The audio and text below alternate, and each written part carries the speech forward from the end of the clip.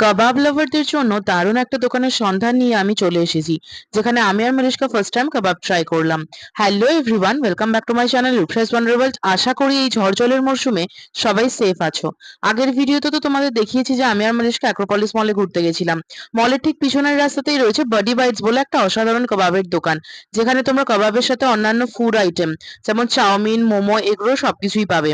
কিন্তু এই দোকানের স্পেশালিটি হচ্ছে কাবাব। 140 টাকা থেকে কাবাবের দাম শুরু, টোটাল 10 পিস কাবাব থাকে একটা প্লেটে।